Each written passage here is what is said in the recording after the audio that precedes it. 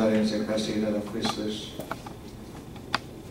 seorang pria yang sudah sakit lama berpaling kepada dokter yang barusan selesai memeriksanya. Ia berkata, "Pak dokter, saya takut mati. Tolong katakan kepada saya, ada apa di dunia seberang?" Dengan tenang dokter itu mengatakan secara jujur, "Maaf Pak, saya tidak tahu." Mana bisa? Engkau orang Kristen dan tidak tahu ada apa di dunia seberang? Tugas si pasien itu. Pada saat itu, dokter telah memegang pintu. Terdengar bunyi seperti ada yang menggaruk pintu dari sebelah. Dan seketika ia membuka pintu, anjing kesayangannya langsung melompat dan menjilat dia dengan penuh kesenangan. Dokter itu berpaling kepada pasien. "Kau lihat anjingku? Ia tidak tahu ada apa di sebelah pintu ini. Tetapi setelah ia mendengar suaraku, ia tidak ragu-ragu lagi melompat menyeberangi pintu ini tanpa takut. Cukup ia mendengar suaraku dan mengetahui bahwa aku ada di sini, maka terlepas sudah segala keraguan-raguan dan ketakutannya." Dan dokter berlanjut, "Saya juga tidak tahu persis ada apa di dunia seberang. Namun cukuplah aku mengetahui bahwa suara Tuhanku memanggil namaku, dan hilanglah segala ketakutanku untuk melangkah menyeberang ke sebelah sana kalau tiba saatnya." Ibu bapak, saudara-saudari, tadi sebelum misa mulai untuk mengisi waktu juga, maka saya minta kita menyanyikan itu. Saya katakan, "Tuhan memanggil namaku," padahal aslinya seharusnya dengar dan dia panggil namaku. Coba semua menyanyikan itu. Mari kita bernyanyi bersama-sama, "Dengar dia panggil nama saya atas permintaan keluarga." Dengar dia panggil nama saya, dengar dia panggil namamu,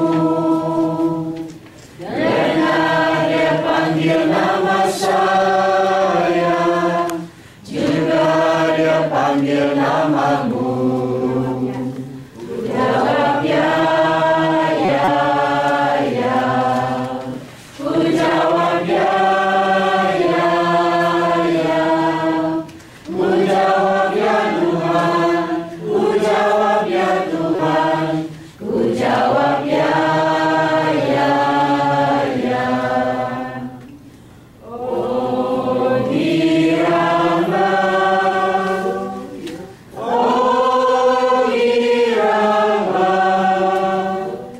Yesus amat sayang pada saya. Oh giranglah, ku jawab ya, ya, ya. Ku jawab ya, ya, ya. Ku jawab ya Tuhan, ku jawab ya Tuhan, ku jawab ya, ya, ya.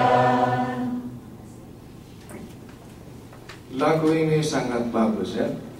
Pada saat Tuhan memanggil nama kita, hendaknya kita dengan gembira menjawab ya, ya, ya. Oh giranglah, oh giranglah kita kalau kita dipanggil Tuhan dan kita mendengar suaranya.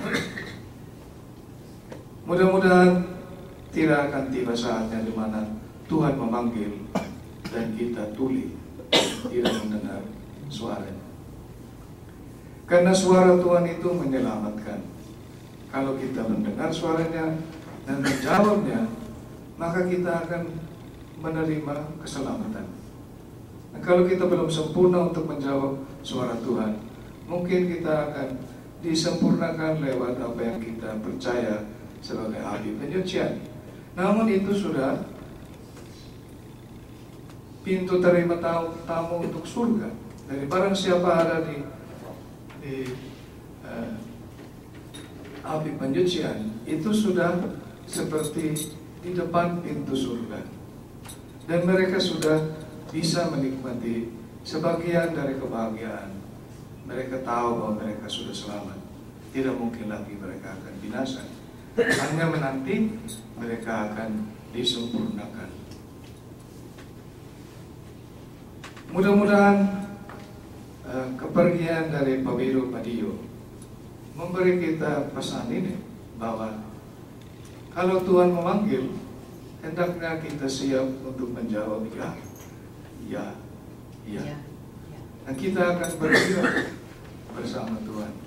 Karena itulah satu-satunya tujuan hidup kita di bumi ini. Segala sesuatu lain yang ada di bumi ini, kita punya sukses, kita punya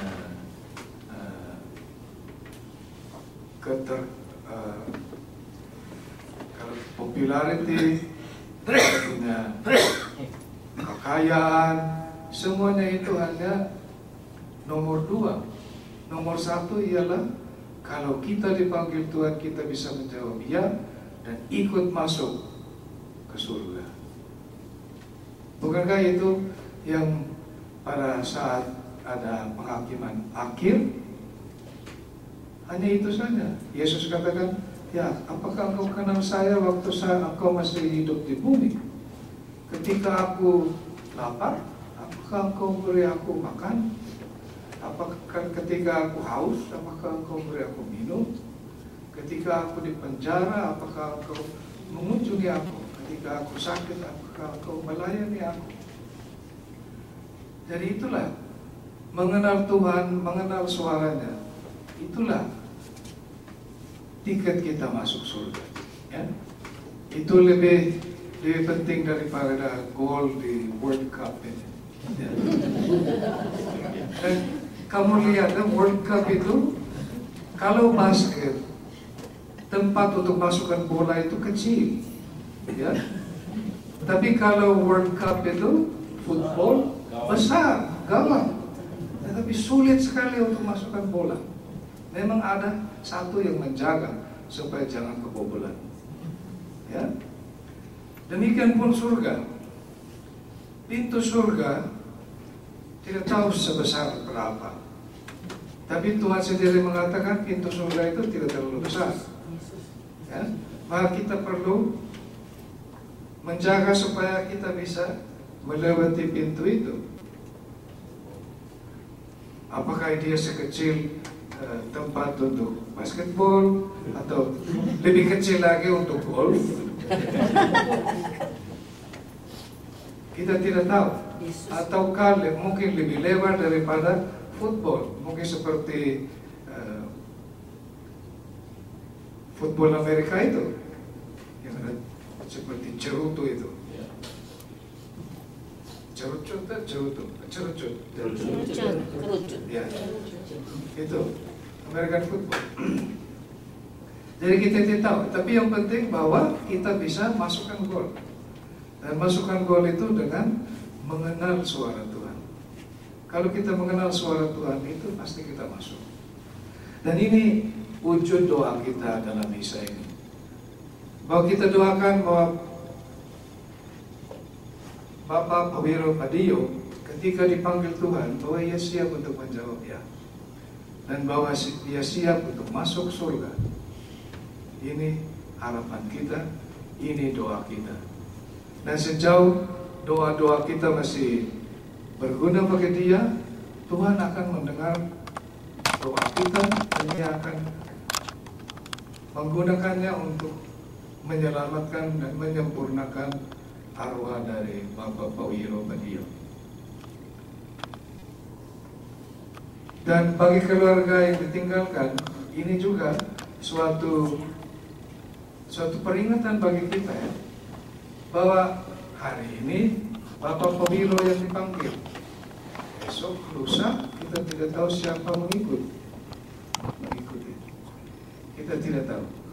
Karena itu kita harus selalu siap. Tapi yang penting, yang pasti ialah pada suatu saat kita akan bertemu lagi. Kita akan berjumpa lagi, reuni di surga. Dan mudah-mudahan di surga. Semua ada di surga dan tidak ada yang tersesat di mana saja. Amin. Ya. Amin. Amin. Ya. Amin. Amin. Amin. Oke. Jadi kita lanjutkan misa ini dengan pikiran itu. Kita mendoakan bahwa Pak Wiro telah mendengar suara Tuhan dan menjawabnya, dan karena itu bisa bergirang bersama Tuhan. Dan bagi kita yang ditinggalkan, bahwa kita pun mempunyai sikap yang sama, telinga yang terbuka, hati yang berdebar-debar untuk mengikuti Tuhan, supaya pada saat kita dipanggil, kita pun bisa menjawab ya dan bergirang bersama Tuhan Yesus. Mari kita